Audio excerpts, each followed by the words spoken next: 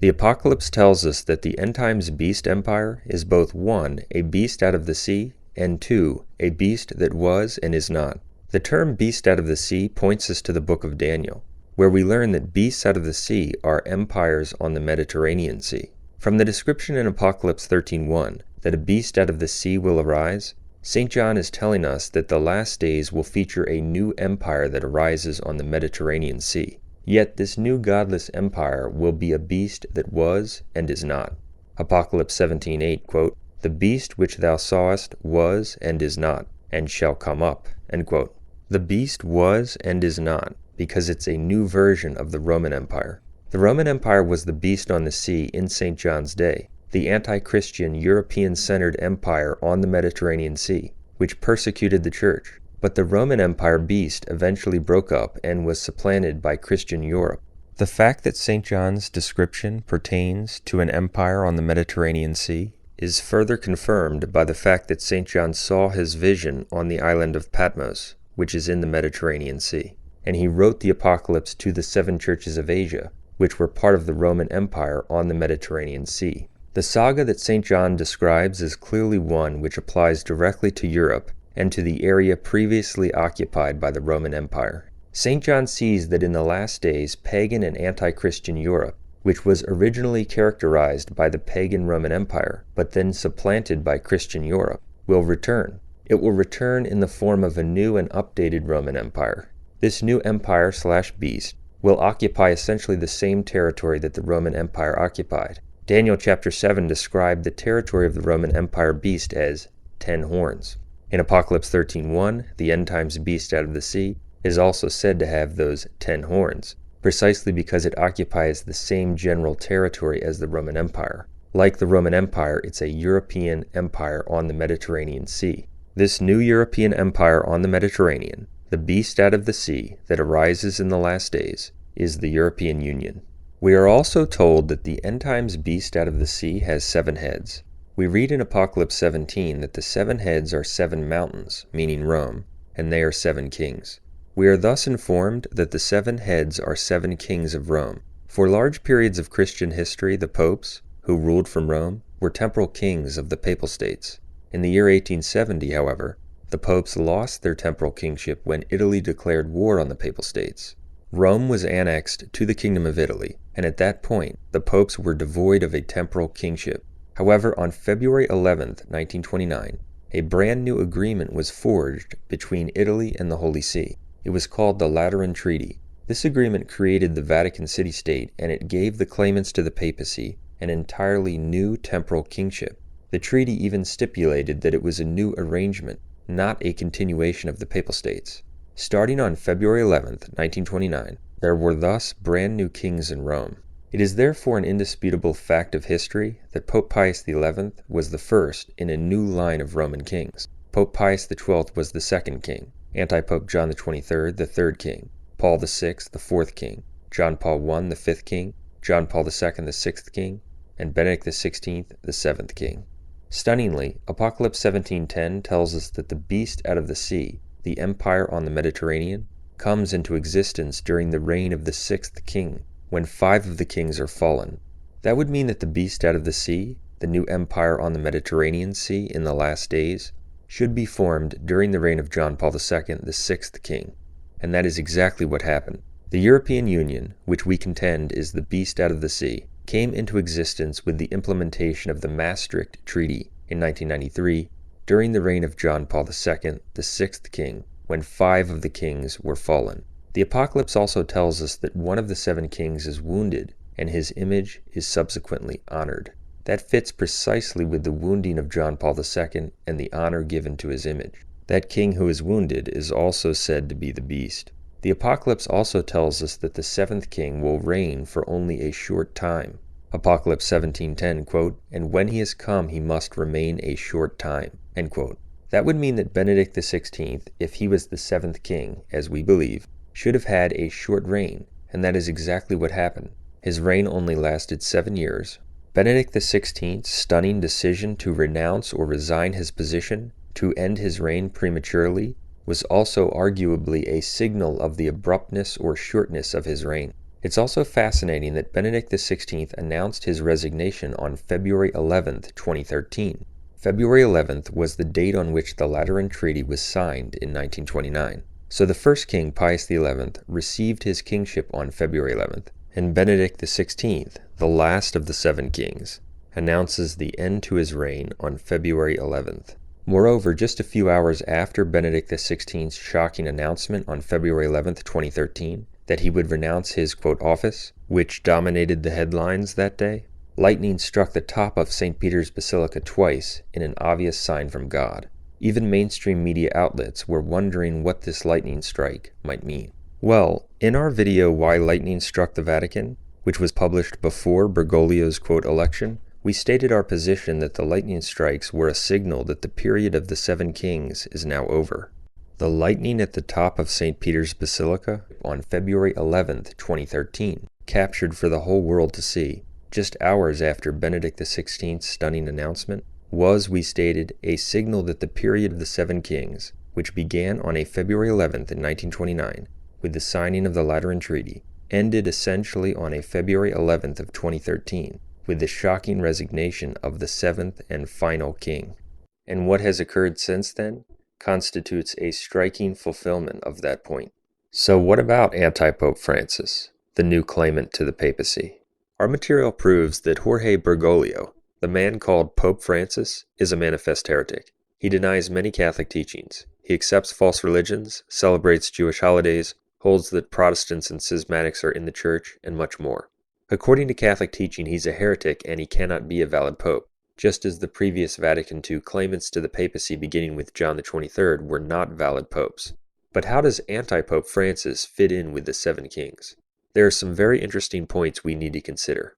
The beast, that is the empire on the Mediterranean Sea, is said to only have 7 heads.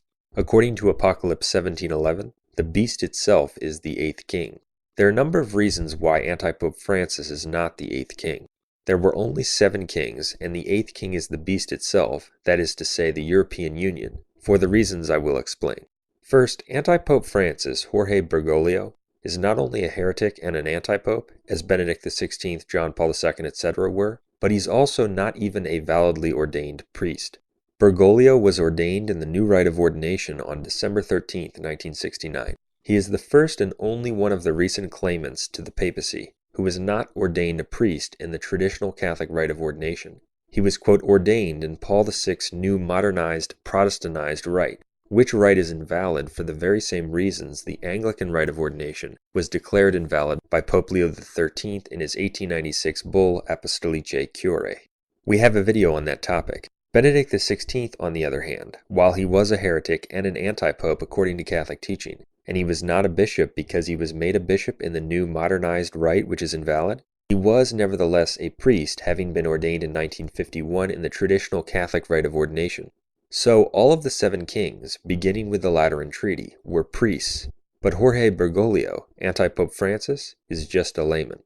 He is the only recent claimant to have been ordained in the new modernist rite. He is therefore unique in that regard. Why is this significant to the matter of the 7 kings? It's crucial, because the Vatican city-state is, guess what, classified as a sacerdotal monarchical state. Sacerdos is the Latin word for priest. A sacerdotal monarchy is a priest kingdom. Here are just a few quotes identifying the Vatican city-state under the Lateran Treaty as a sacerdotal monarchy. There are many other quotes. G. Pope Atkins, Encyclopedia of the Inter-American System, page 219, quote, "Thus, the Holy See has legal personality in international law, with the Pope presiding over a sacerdotal monarchy." End quote. Another quote, Vatican City Business Law Handbook, page 54, quote, "The Vatican City-State, an enclave of Rome and a sovereign monarchical sacerdotal state." End quote. And these are not just after-the-fact interpretations. The Lateran Treaty itself speaks of an agreement concerning and with ecclesiastics, that is, priests and those in holy orders. Bergoglio is not a priest. He doesn't have valid orders. He is not and cannot be a king of the priest monarchy. That's why he's not the 8th king. And this truth becomes more interesting and strikingly more apparent when we consider not only what Bergoglio, anti-Pope Francis, is currently doing, but the fascinating parallels to the dissolution of the Great Red Dragon. Apocalypse 12:3 speaks of the Great Red Dragon. The Great Red Dragon was clearly the Soviet Union, the Red Communist Empire of Russia. Apocalypse 12 indicates that this Great Red Dragon comes on the scene immediately after the woman clothed with the sun and the sign of heaven. The event at Fatima was the woman clothed with the sun and the sign of heaven, and the great miracle of Fatima occurred on October 13, 1917. A secular newspaper of the time even unknowingly described that miracle as the sign of heaven, which is precisely how the sign is described in Apocalypse 12:1. So just as the Great Red Dragon followed the woman clothed with the sun in the prophecy given to us in Apocalypse 12, in actual history the same thing occurred. The Russian Revolution, which eventually formed the Great Red Dragon or Empire, happened just weeks after the miracle of Fatima. The Great Red Dragon thus followed on the heels of the woman clothed with the sun. History indeed corresponds to prophecy. This is significant to our discussion for a number of reasons, but simply allow that a comparison can be made between the 7 heads of the beast and the Great Red Dragon.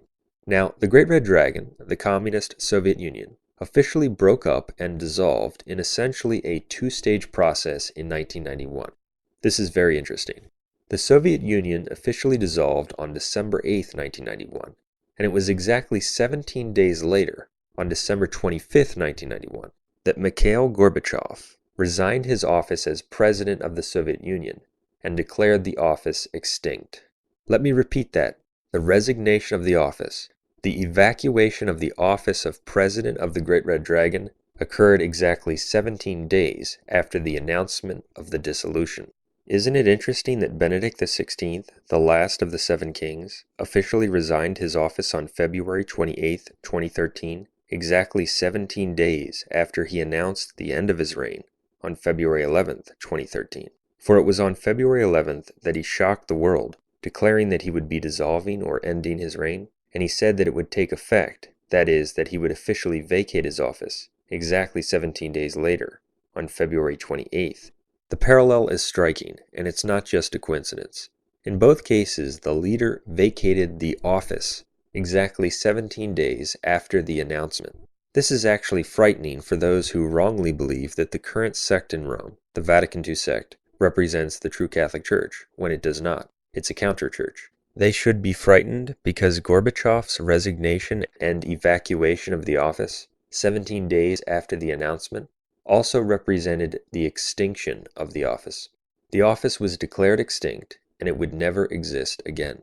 Hence, if we carry the parallel forward, it would follow that when Benedict XVI resigned his office 17 days after the announcement, his position would not only be vacant, but extinct. The position he held, the office in which he sat, would never exist again. And the office we're talking about is not the papal office, not the office of St. Peter, for Antipope Benedict XVI, being a heretic, never sat in the true papal office. But the office we're talking about is the office of priest-king of the Vatican city-state. Benedict XVI's resignation and in fact renunciation of the office, 17 days after the announcement, meant that there would never be another priest-king of the Vatican city-state, just as there would never be another president of the Soviet Union. That's why lightning struck the Vatican twice. It was a signal that the office is now extinct, and what do we see? The next man in line, Jorge Bergoglio, is not even a priest. Since he's not a sacerdote, he does not and cannot sit in the office of priest-king of the sacerdotal monarchy. It's extinct. Instead, he's simply a lay leader, and this represents the final punishment, the new reality, the culmination of the apostasy, the ultimate mockery of the priesthood, the church, and the authority Christ established. And this new reality, that he is simply a lay leader of a new entity, is directly manifesting itself in the actions of this lay leader. Bergoglio, under the pretense of humility, openly shuns universal papal authority, and specifically all aspects of kingship. God allows Bergoglio to do this as an indication that he's not one of the kings, since he's not even a priest. Many commentators have noticed that Bergoglio has immediately embarked upon a revolutionary new style of leadership, a shocking desacralization of the office. But they don't realize what's really going on. Among other things, Bergoglio has refused to be crowned. He has rejected the papal throne, and he even eschews the elevated platform reserved for popes. Here's a news clip that was posted on YouTube. When it comes to small details, Pope Francis has already made some changes. His open attitude is obvious, but there are other things that may be overlooked by many. For example, the Pope has used this white chair instead of the traditional throne seat. In his other meetings with religious leaders and diplomats, Pope Francis used the simple white chair, which is usually reserved for weekly general audiences. Another point is that the chair is not elevated on a platform. Rather, it's kept at the same level and height as other seats. In fact, during his meeting with religious leaders, he used the same type of chair as the guests. Bergoglio's actions are a sign of the new reality, the new lay church, and that he is not one of the priest kings. In fact, a BBC report concerning Francis's actions shortly after his quote election contains an amazing and stunning confirmation of this point. After Bergoglio was quote elected, he rejected the red cape known as the mozzetta, which signifies a pope's hierarchical rank. The BBC reported that he did so in these words, quote, "No thank you, Monsignore," Francis is reported to have replied. "You put it on instead. Carnival time is over." The BBC comments, "It was just one small sign out of many this week that, as Massimo Franco, one of Italy's shrewdest political editorial writers, commented, the era of the Pope King and of the Vatican Court is over." End quote. Wow. Let me repeat that. The era of the Pope King and of the Vatican Court is over. What an amazing confirmation of the point we've been covering, and specifically of the point we mentioned in the video, Why Lightning Struck the Vatican, which was put out before Bergoglio's quote election. In that video, it is stated that we believe that Benedict XVI's decision to renounce the office on February 11th, in accordance with the lightning strike on the same day, signified the end of the period of the kings. And now we see even a mainstream secular media source, such as the BBC, admitting that the era of the Pope King or Priest King is over. The BBC report goes on to say, quote, "You only had to look at the shocked faces of many of the courtiers when they suddenly realized the significance of what had happened and understood that it really was over." End quote. One could hardly ask for a better confirmation of the point, that Bergoglio represents the period after the priest kings. Bergoglio embodies the tragic culmination of the Vatican II sect, the counter-church in Rome. What they've been left with, after all of their apostasy and a series of antipopes, is not just a counter-church which is devoid of the true Catholic faith and leading people astray, but a lay structure headed by a non-priest. This is God's just punishment for the adherents of the Vatican II sect. This is also another striking confirmation that the new rite of ordination is absolutely and totally invalid. In God's sight, those elevated in it are no different from laymen. It is worthless. In addition to rejecting the papal crown, rejecting the papal throne, rejecting the elevated papal platform, here are some other actions of Bergoglio, anti-Pope Francis, which signify exactly what we're discussing, that he's not one of the seven kings, that he's not a pope, that he's not someone who even claims universal ruling authority, and that he's just the lay leader of a new entity. His first act from the balcony of St. Peter's was to ask the lay people, including non-Catholics, to, quote, bless him, removing the distinction between the uniqueness of the priestly character and the lay people who lack it, and indicating that he's just one of them. He did not start by using the customary "Praised be Jesus Christ" or "Dear brothers and sisters," but employed a much more familiar and inviting "good evening" in Italian to address the drenched crowds. According to even the Novus Ordo rite, the man elected is supposed to sit on the throne, and the cardinals are supposed to show obedience. Francis rejected the throne and just shook hands with them. Quote, he accepted the congratulations of cardinals not seated on a traditional throne-like chair, but standing up and greeting them one by one. End quote. Francis has also chosen not to live in the papal apartment, but to live in a guest house instead. As mentioned earlier, Francis also rejected the red elbow-length cape known as the mozzetta, which signifies a pope's hierarchical rank. It was left hanging in the wardrobe of tears. To Vatican officials who offered him an elaborate gold pectoral cross to wear around the neck, he said he'd prefer to keep his very simple cross that he's worn as a bishop. Bergoglio anti-Pope Francis also doesn't travel in the car reserved for the Vatican head of state, but in regular cars with others. Quote, Francis shunned the official Vatican state car that had been prepared for him. Bergoglio also emphasizes that he's merely the Bishop of Rome, in the sense that he's just a local leader, rather than head of the universal church. According to Catholic teaching, a true Bishop of Rome has universal authority as successor of St. Peter, but Bergoglio's use and emphasis of the title Bishop of Rome implies that he's just a local leader rather than one possessing universal authority. Quote, "It was striking that in his initial appearances, he repeatedly referred to himself as the Bishop of Rome, rather than emphasizing his role as an authority figure in the universal church. As one, quote, Orthodox schismatic said, that's how we see him, as the Bishop of Rome. That the Pope repeatedly referred to himself that way is music to our ears," end quote. Bergoglio also celebrated his first official service in the Vatican's parish church, implying again that he's merely a local rather than a universal leader. Quote, "Notable that Francis sang first Mass in St. Anne, the Vatican's parish church, and gave a brief extemporaneous homily like a simple parish priest," end quote. John Allen Jr. Shortly after his quote election, Bergoglio also shocked people by showing up at the hotel to pay the bill himself, as if his elevation to the quote papacy was just a regular day of work, just like getting a new secular job, that should not prevent him from running errands after closing time, just like everyone else does. A few days after his quote election, Francis also met with the so-called Jesuit superior Adolfo Nicolas. Nicolas mentioned that Francis, quote, "insisted that I treat him like any other Jesuit, so I did not have to worry about treatments, holiness, or Holy Father," end quote. And there are many other examples. The point is that while everyone can see that what he's doing is new and strange, that it's revolutionary even for the Vatican II antipopes, most attribute it to his pretension to humility, when in fact it's God's way of manifesting that he's not even a priest, he's not the Pope, and he's not one of the kings.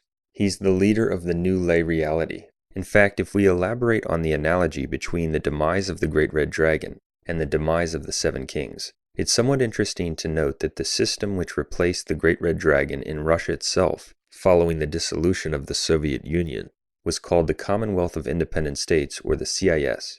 The official establishment of the CIS is considered to be December 21, 1991, when 11 former Soviet republics officially came together in the CIS.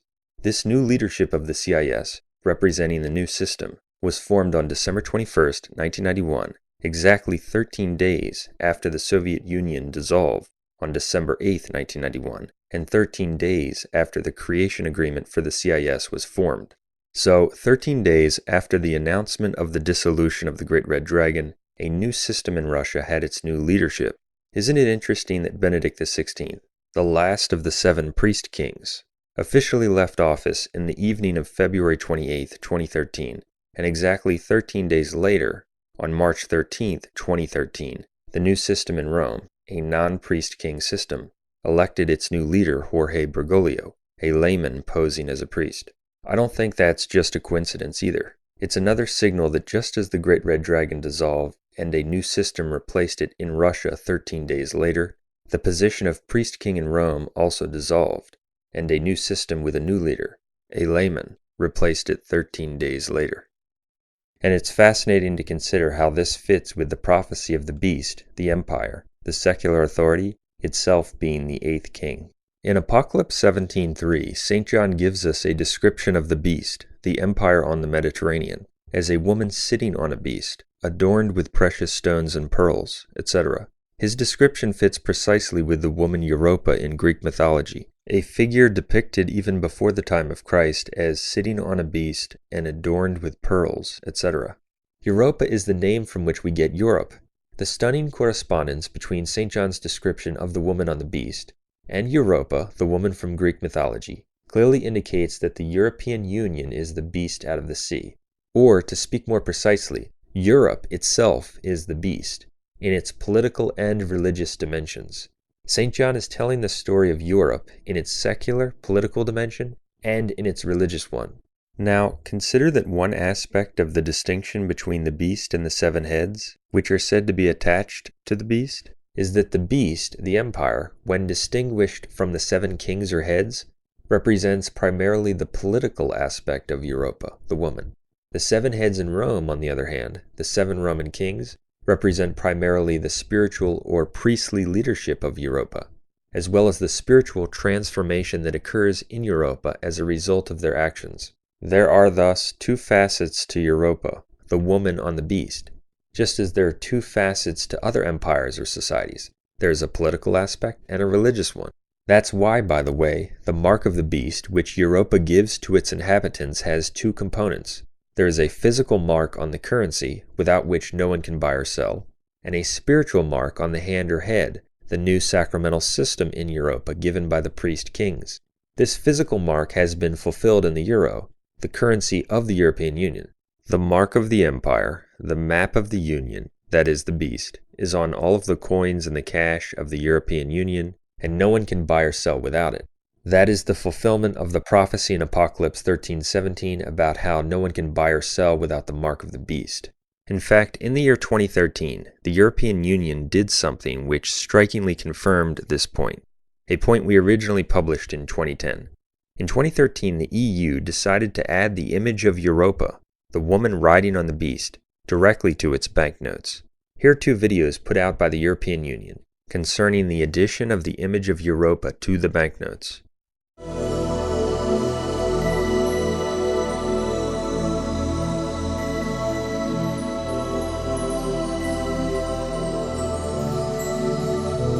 Portraits have long been used in banknotes all over the world, and research has shown that people tend to remember faces.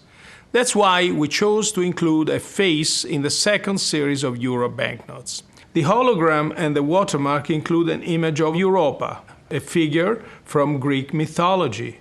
Our continent was named after her, and we found a perfect illustration in the Louvre of how she was depicted over 2,000 years ago.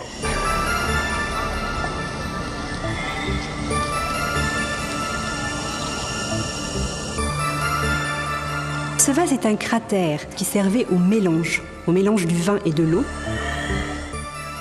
Au centre de l'image et au premier plan se trouvent les deux protagonistes. Donc à gauche, cette jeune femme, donc bouclée, parée de bijoux, donc un collier, des bracelets, vêtue d'un vêtement finement plissé. Et devant elle, donc un taureau d'une blancheur éclatante, nous disent les textes, et qui semble s'incliner devant elle dans un geste de révérence. Il s'agit bien donc d'Europe et de Zeus métamorphosé en taureau.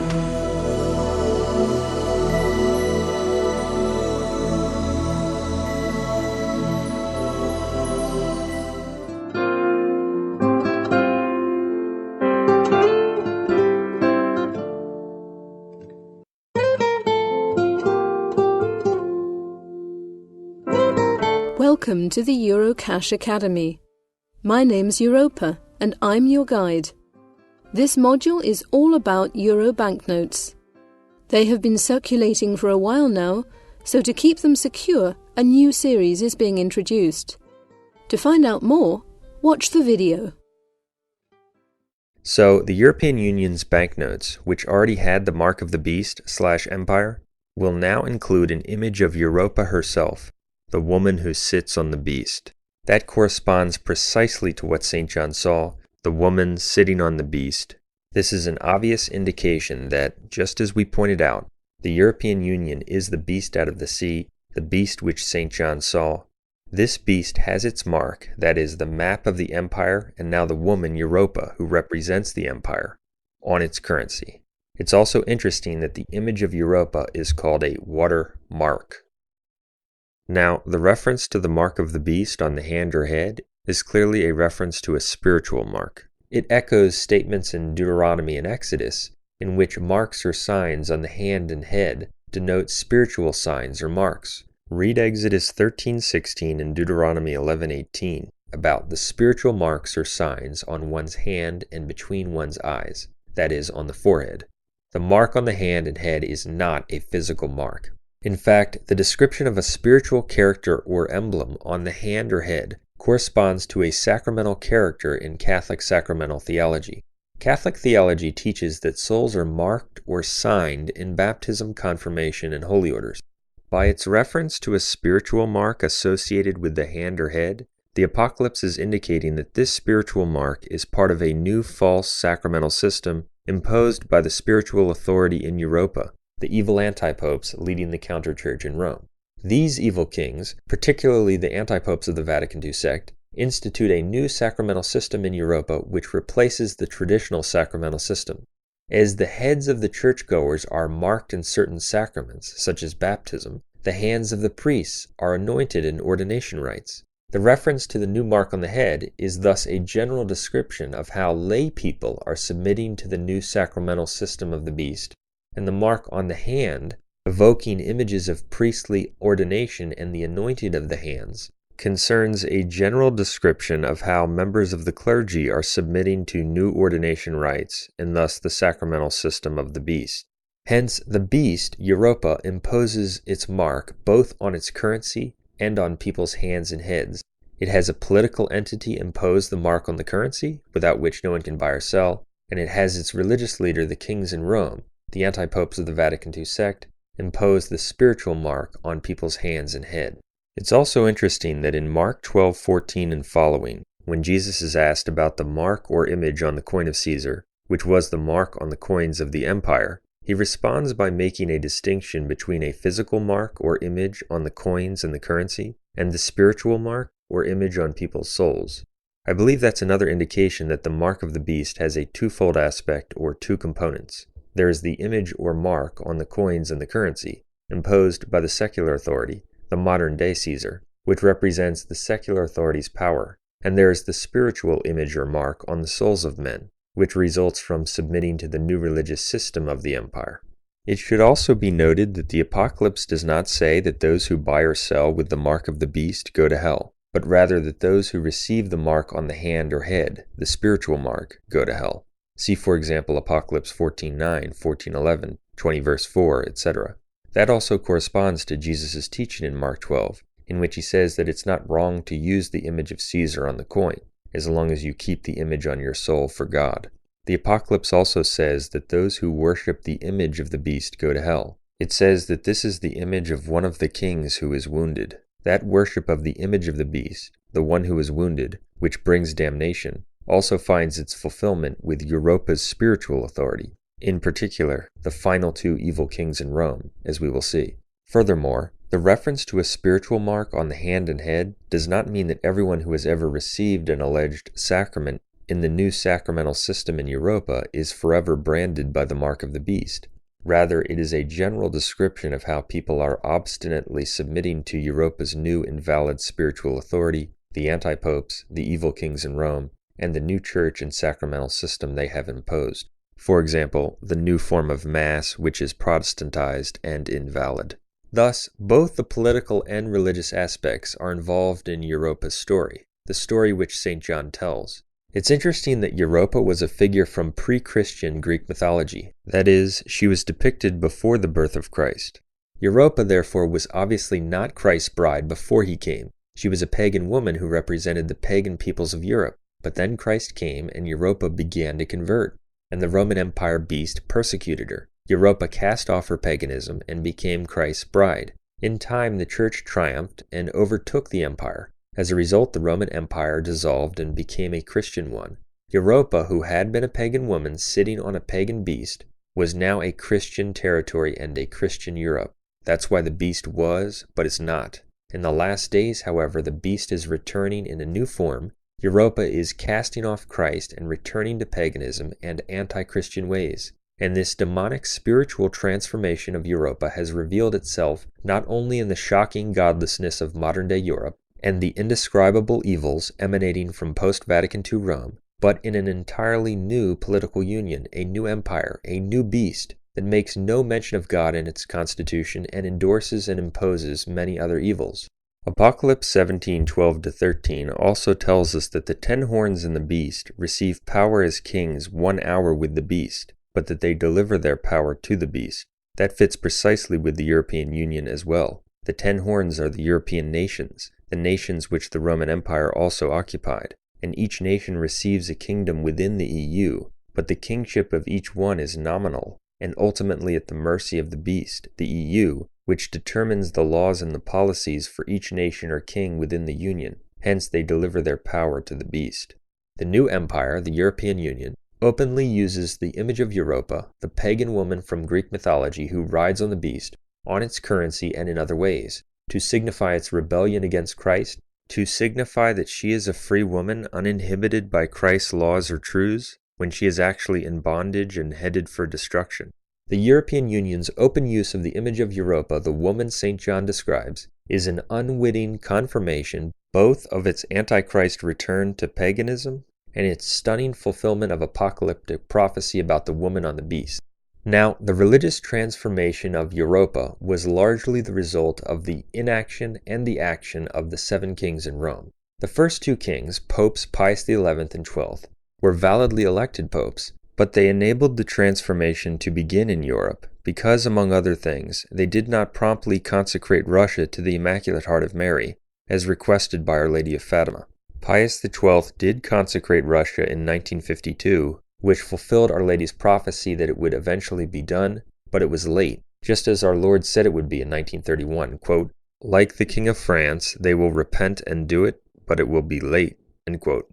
Pius XII consecrated Russia in 1952. After Russia had already spread its errors, certain nations were annihilated, that is, wiped off the map by the Soviet Union, and it granted only a certain period of peace. This period of peace manifested itself in the dissolution of the Soviet Union on December 8, 1991, the Feast of the Immaculate Conception, and the vacating of the office of President on December 25, 1991, Christmas. That's covered in detail in our article, The Whole Truth About the Consecration and Conversion of Russia. All of the objections and misconceptions people have on this topic are answered as well.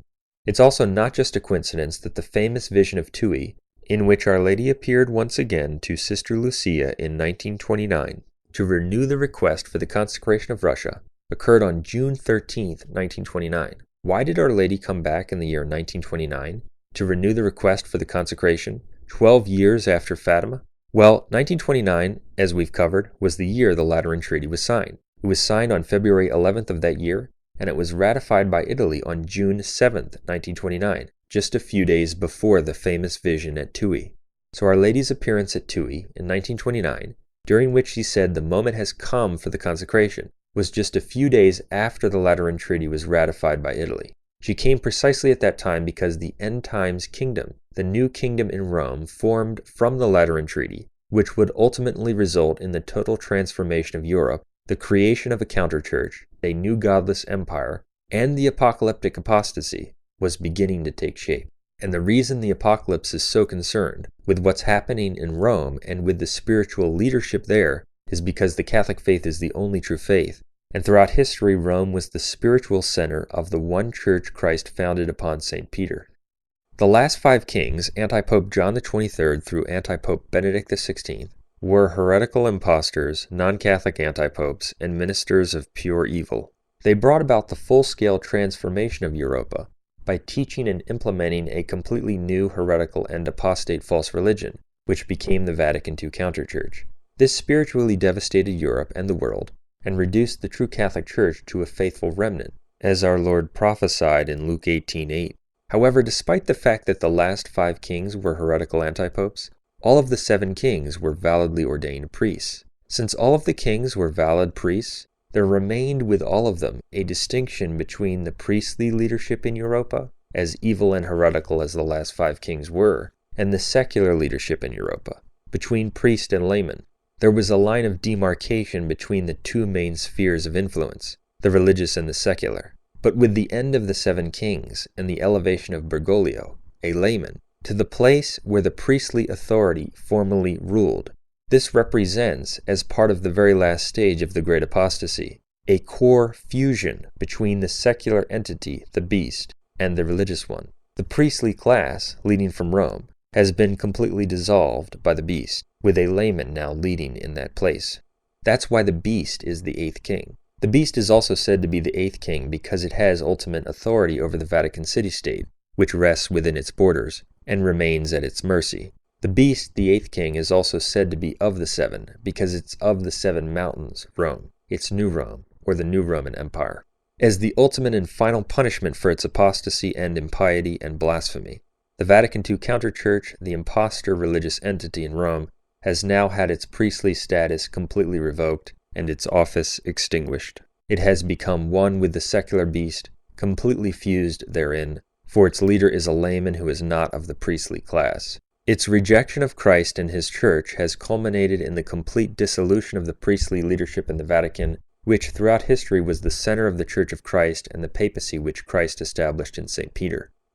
Some might also ask, does the woman on the beast, the great harlot, only signify Europa, that is, the European continent and its apostasy from Christ, or does it describe the Vatican II sect, the false ecclesiastical structure, the counterchurch falsely posing as the Catholic Church, the false bride of Christ in the last days? The answer is that it describes both. When the Apocalypse speaks specifically of Babylon, as it does in chapters 17 and 18, it is referring to the city of Rome, as proven by 1 Peter 5:13, in which St. Peter, writing from the city of Rome, calls it Babylon. In the last days, this city, Babylon or Rome, where the authority of the true church normally resides, is overtaken by antipopes, and makes all the nations drink of the wine of her fornication or apostasy from Christ. That is to say, all of the nations of the worldwide church are following the spiritual leadership of Rome/Babylon. That's why Apocalypse 17:1 says that the harlot sits upon many waters, which Apocalypse 17:15 defines as peoples, nations, and tongues. Thus, when the city of Rome/Babylon falls into apostasy and becomes a whore, after its spiritual leadership is usurped by heretical Vatican II antipopes, Rome/Babylon leads other nations into the same whoredom. Hence, Babylon describes the city of Rome in particular, and by extension, all in the world who have followed the city of Rome's apostasy and spiritual fornication, the Vatican II counterchurch everywhere it exists. That the great harlot refers to the worldwide Vatican II counterchurch, following the city of Rome's end times apostasy, is clear from many verses. Apocalypse 17:4 says that the woman is clothed in purple and scarlet. Bishops wear purple, cardinals wear scarlet. Apocalypse 17:6 says the woman is drunk with the blood of the saints and martyrs. The Vatican II Church has mocked the saints and martyrs by its false ecumenism and interreligious apostasy. The woman has a golden cup in her hand, which is an instrument of her impiety. Apocalypse 17:4. This is a reference to the chalices used in Catholic masses, which have been replaced and perverted by the harlot in the Vatican II apostasy. The woman's fornication or apostasy has a particular connection with wine, the wine of her whoredom. Apocalypse 17:1-2. Also 14:8 and 18:3, and it was the wine portion of the words of consecration which were changed after Vatican II, rendering the new services invalid and in fact idolatrous. The woman is called a mother in Apocalypse 17:5. The harlot's assumption of that title or position is a mockery of the true church, which is considered the mother of all the faithful. The woman has lost the light of the lamp, the voice of the bridegroom, and the voice of the bride, according to Apocalypse 18:23. These are references to the loss of the sanctuary lamp and the real presence of the Eucharist in Vatican II churches, as well as the loss of Christ's voice or teaching and the teaching of the bride, the Catholic Church, in Vatican II churches. And there's more. The woman on the beast, the great harlot, is the worldwide counterchurch following Rome in the last days. See our article on this point. The true church still exists, but it has been reduced to a remnant, just as Jesus prophesied in Luke 18:8. And the fact that all of these prophecies concern the transformation of Rome in the last days actually proves rather than disproves the authenticity of the Catholic faith. It shows that the Catholic Church is the bride of Christ, the only true church, and that the whore is a counterfeit of the true church. The whore of Babylon is not the Catholic Church, as the Protestants wrongly say. It is actually the end times counter-Catholic Church, the Vatican II sect, the false bride, which wraps itself in the colors and externals of the true church, but is a separate and illegitimate entity. All of this also fits precisely with the statement in Apocalypse 17:16, that the 10 horns in the beast shall hate the harlot, and shall make her desolate. Normally one wouldn't expect the horns of the beast to hate the harlot who sits on top of the beast. One would think that the horns of the beast would be united with their beast and the woman on top of it. However, the description we are given once again corresponds to the fact that the European Union is the beast. The 10 horns, as we covered, are the European nations or territories that constitute the EU. The European nations, the governments, the media outlets, etc., hate the Vatican II Roman harlot. They love to expose her sex scandals, to mock her failings, and they even attempt to divest her of her property and bankrupt her through lawsuits, etc. The nations or horns of the beast thus attempt to make her desolate and naked, exactly as the scripture says. The 10 horns hate the Vatican II sect, the harlot, because even though it's an apostate sect and it's not truly Catholic, by the very fact that it claims to be the Catholic Church, it stands as a conviction to their godlessness their liberalism, and their evil ways. Hence they desire to destroy and remove and extirpate any vestiges of Catholicism from the earth. And this is God's way of punishing the harlot. The 10 horns also make the harlot desolate by their promotion of abortion, homosexuality, gay marriage, contraception, etc. Europe's promotion of these evils renders the churches allied with the harlot even more liberal, lifeless, and desolate. Now, while the woman on the beast does represent the Vatican II sect centered in Rome, especially in the context where Babylon is mentioned, it also represents Europa, the European peoples who together have cast off Christ and become a pagan harlot once again. The two go together precisely because the center of Europa's spiritual identity, the reason Europa has transformed, is found in Rome. Rome's transformation is Europa's transformation. What occurred in Rome with the Vatican II antipopes and the Vatican II apostasy is not only what caused Europa's spiritual transformation, it is the reason Europa has formed a godless political union. That's why there is a focus on the 7 kings, for what happened with the 7 kings was the prime moving factor in Europa's story, as the spiritual takes precedence over the secular.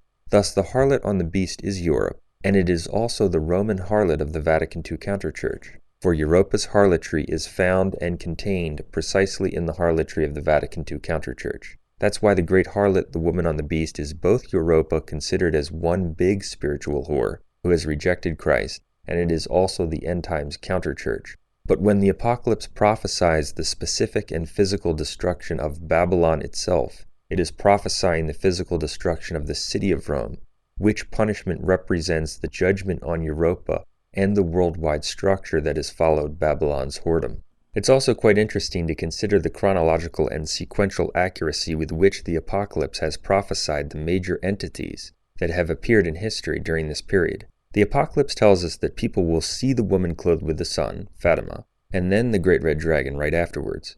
As stated earlier, the Communist Soviet Empire was the great red dragon. The initial formation of the great red dragon was in the year 1917, and it lasted until 1991. The chapter of the Apocalypse which immediately follows the mention of the great red dragon is chapter 13.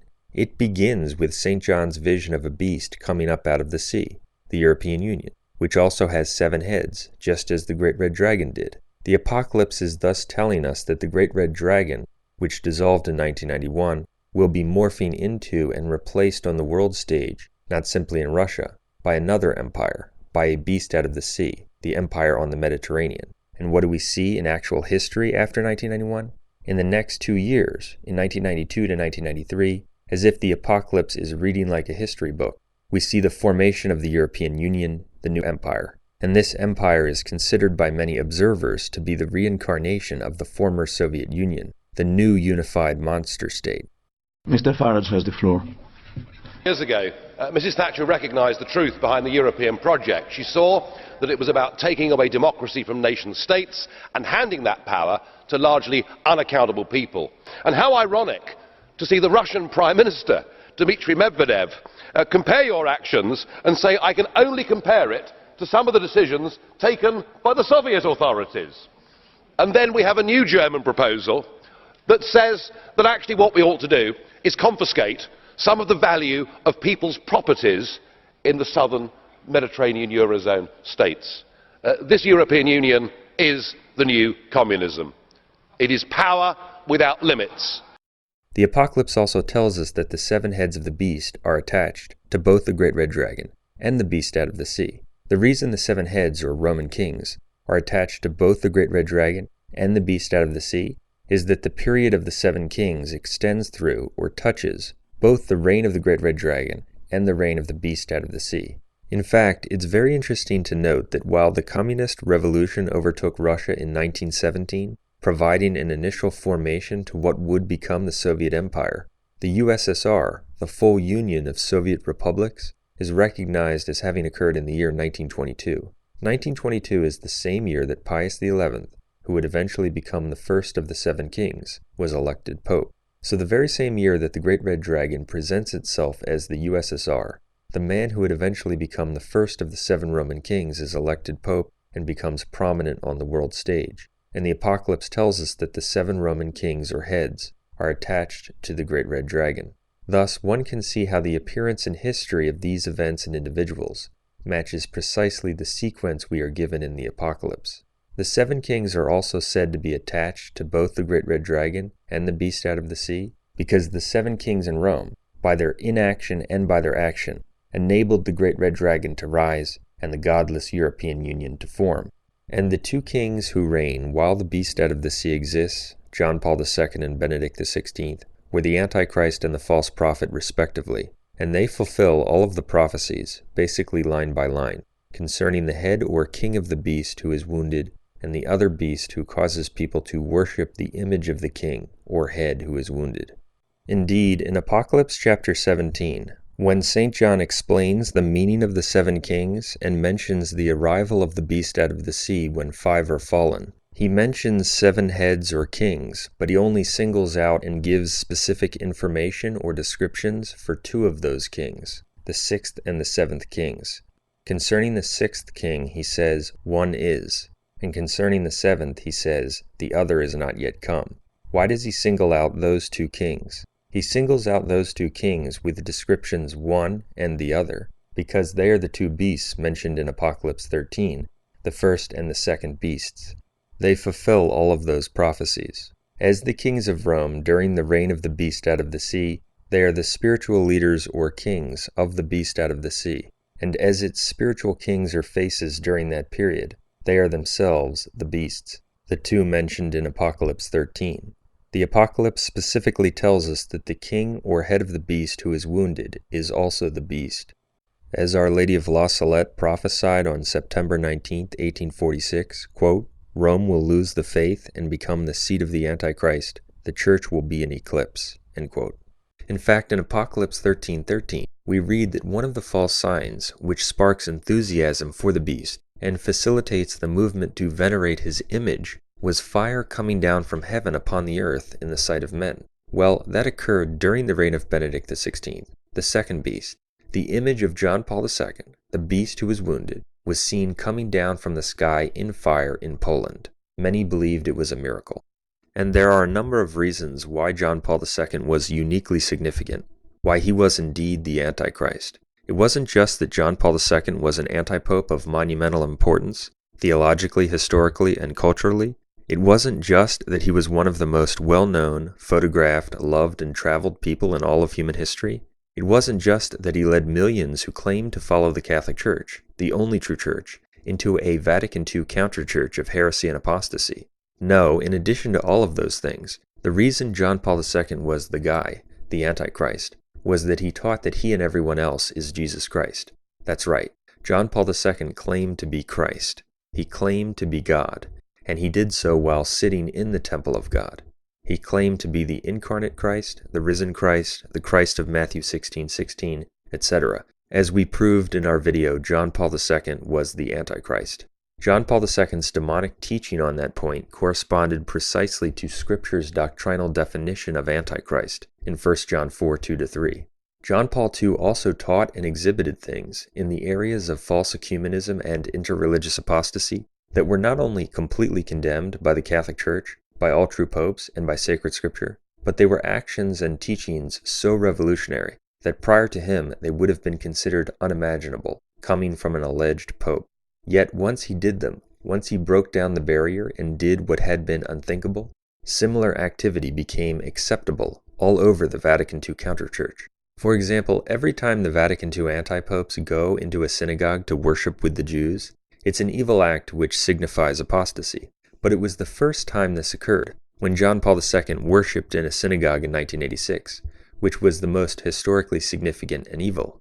In the same way, while all of the interreligious prayer meetings held by the anti-popes with false religions in Assisi, Italy, were extremely evil, and they all manifested apostasy, it was the first meeting in 1986 which was the most historically significant, simply because it was the most revolutionary. It was the first time in the sight of God in the world that the so-called leader of Christianity held such an abominable event.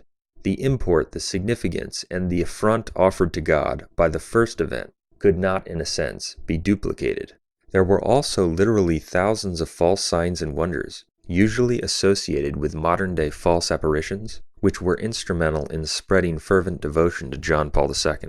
These false apparitions and false signs were consistent with the description in 2 Thessalonians 2:9 of the false signs and wonders that accompany the reign of the Antichrist and the acceptance of the great apostasy.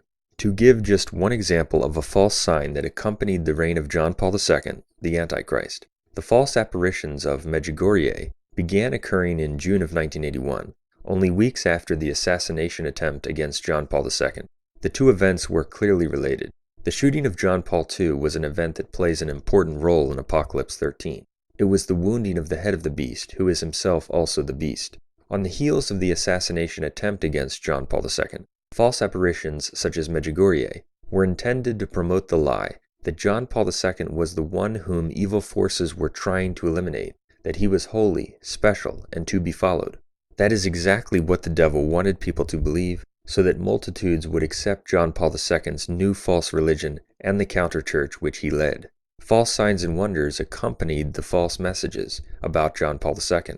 In addition to all of his other mind-boggling heresies, blasphemies, and apostasy, John Paul II was the man who buried the message of Fatima and defrauded the entire world of the true third secret of Fatima. Even though he was the one who hid the true third secret and foisted a false one upon the world, he, the Antichrist, wound up getting himself accepted as the hero of Fatima. John Paul II also taught universal salvation, denied that heaven, hell, and purgatory are places, agreed with the Lutherans on justification, praised the social justice and planning, in other words, abortions, of communist China, partook in the ceremonies of demonic religions, and much more. And then came Benedict XVI, Joseph Ratzinger, the man who exercised all the power on behalf of, or in the sight of, John Paul II, when he was head of the CDF under John Paul II, exactly as it says in Apocalypse 13:12. It says that the second beast exercised power in the sight of, or on behalf of, the first beast, whose wound was healed, and that this second beast, who exercised all the power in the sight of the first beast, causes people to worship the image of the first beast, whose wound was healed.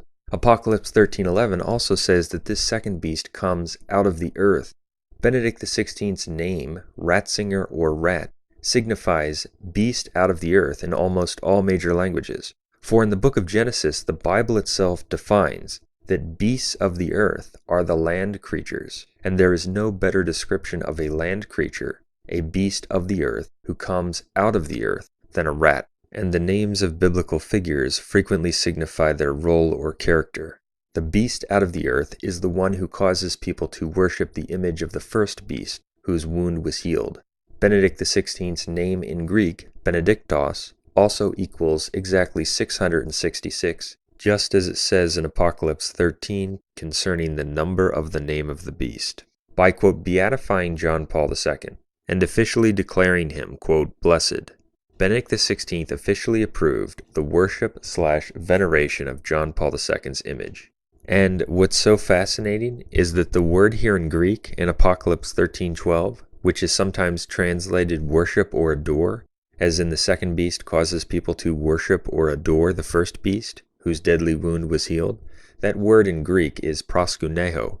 That word is the very same word used by the Catholic Church at the Second Council of Nicaea to describe the veneration of the blessed and the saints. Proskuneo can mean adoration in the sense of latria, but it can also mean simply veneration, in the sense of the honor given to the blessed and the saints. Indeed, in its dogmatic teaching, the Church uses proskuneo to describe the veneration of the blessed and the saints. In addition, the Greek word for the image of the beast being venerated is eikon. It's the word from which we get icon or image. When we are given the word for the veneration of the blessed and the saints, as well as a description of image/icon veneration, there is an obvious reference to the Church's traditional veneration of the blessed and the saints being perverted in a demonic way by giving this veneration to a devilish figure, a man who claimed to be Jesus Christ, was wounded, was a king of Rome, was the false hero of Fatima, an emperor figure, etc. Benedict XVI's, quote, beatification of John Paul II clearly fulfilled what is written here. This is very interesting. It says that the second beast gives life to the image of the beast. The word for life here in Greek is pneuma, which means breath or animation or spirit. Now, St. John obviously lived before the invention of television or video technology. He had no idea what video footage and television images were. Therefore, if he had a vision of John Paul II, the beast who was wounded, having his image/icon venerated by the second beast, during a ceremony which also featured video footage or televised images of John Paul II, moving and speaking, how would St. John describe it? He would describe it as the image or icon of John Paul II, appearing to be alive, as being animated, as having life. He would describe video footage as an image with life, an image that even speaks. And in fact, the very next words of Apocalypse 13:15 say, quote, "and that the image of the beast should speak," end quote. St. John's description of an image having life, and even speaking, fits precisely with a vision of video footage, for St. John would hear sounds coming from the television screen and the animated image. And guess what? At the, quote, beatification ceremony of John Paul II, ABC News reported that not only were posters honoring John Paul II's life put up all over Rome, but large television screens showing images of John Paul II were erected along the Roman street that leads to St. Peter's Basilica. The BBC also reported that there was a giant video screen at the, quote, beatification. Quote, St. Peter's Square was transformed for the occasion with a giant video screen showing John Paul II's life story and a massive photograph hung from the white colonnades, end quote.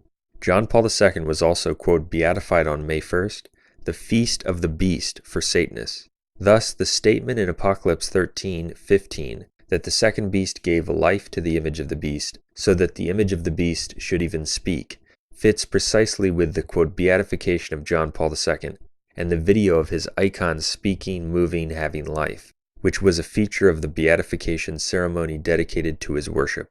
John Paul II's, quote, beatification was the fulfillment of Apocalypse 13:15. After it says that the second beast gives life to the image of the beast, and that the image of the beast should speak, which was fulfilled by the, quote, beatification of John Paul II, Apocalypse 13:15 goes on to say, quote, and he should cause that whosoever will not worship the image of the beast should be slain, end quote. The word here in Greek, which is usually translated slain or killed, is from the Greek word apokteno. That word can mean physically kill, but it doesn't always mean physically kill. In fact, to give just one example, in Romans 7:11, St. Paul uses the same Greek word to describe spiritual death or the loss of spiritual life. Benedict XVI, the second beast, indeed fulfilled that part of the verse by imposing the worship of the beast under the pain of the loss of spiritual life. Now, Benedict XVI did impose the worship of John Paul II's image in a number of ways. By officially, quote, beatifying John Paul II, Benedict XVI instituted and permitted, by virtue of his so-called apostolic authority, the cult or worship of John Paul II for October 22nd of each year. Moreover, Benedict XVI's imposition of the worship of John Paul II and his image, under pain of separation from full communion and therefore the loss of spiritual life, was made clear in the negotiations with the Society of St. Pius X. Benedict XVI's negotiations with the Society of St. Pius X were representative of what he was telling all independent, quote, traditionalists. When Benedict XVI made it clear to the SSPX and everyone else that they cannot be considered in, quote, full communion unless they accept Vatican II, the, quote, magisterium of John Paul II, etc. He was saying that unless you worship Vatican II, John Paul II and his image, you are slain. That is, outside of full communion with the Church. That's how, in addition to formally beatifying the Antichrist, Benedict XVI imposed the worship of the beast. And even though a canonization has a binding nature in Catholic teaching that a beatification does not, the, quote, beatification of John Paul II fulfilled what St. John described, because the only thing the beatification lacked, the universal binding nature of the decree, was supplied by Benedict XVI through his negotiations with the Society of St. Pius X. Benedict XVI's negotiations with the SSPX made it clear to everyone that, quote, traditionalists are excluded from full communion with him unless they fully accept Vatican II, John Paul II, his, quote, magisterium, his image, etc. Since the imposition of the worship of the beast was supplied by what Benedict XVI decreed concerning the SSPX, the, quote, beatification lacked absolutely nothing of what St. John prophesied concerning the second beast causing people to worship the image of the first beast, whose wound was healed. Moreover, the celebration for the, quote, beatification, which involved millions, would be comparable to a celebration for the quote canonization. In fact, there might even be more enthusiasm for John Paul II's beatification, because it was the first formal recognition of him as quote blessed, and many would see the following step of quote canonization simply as a formality, after John Paul II's cult had already been formally approved. Therefore, since the quote beatification was the first major event in which the worship of the Antichrist was formalized, it was what St. John recorded. It's also interesting that the second beast is typically identified as the false prophet, while the first beast who is wounded and whose image is honored is identified as the Antichrist. John Paul II, with his Antichrist teaching about man, fits precisely with the title of Antichrist, and Benedict XVI, the second beast, who causes people to worship John Paul II, fits precisely with the title of false prophet. For while Benedict XVI was a monumental heretic, as are material documents, he amazingly retained a reputation as a conservative. He also seduced members of the counterchurch by giving more access to the Latin Mass. This move deceived multitudes. It duped many into believing that there was still hope in the counterchurch, and it persuaded people that Benedict XVI was not evil, but good, and that he would perhaps reverse the entire course of the Vatican II apostasy, when in fact nothing could be further from the truth. Benedict XVI was a manifestly heretical antipope, a true theological revolutionary, who expanded the Vatican II apostasy, organized the worship of the beast, and fractured independent so-called traditionalists by making overtures to them on the one hand, pretending to be concerned about tradition, while simultaneously refusing to admit them into his, quote, full communion, without a complete recognition of the evil doctrines of the counterchurch. And the reason that what we've covered here, concerning John Paul II as the first beast, and Benedict XVI as the second beast who causes people to honor his image, fits so precisely with the text of Apocalypse 13, and no other attempted explanation would even come close to matching the accuracy with which this corresponds to the text, is because this is the fulfillment.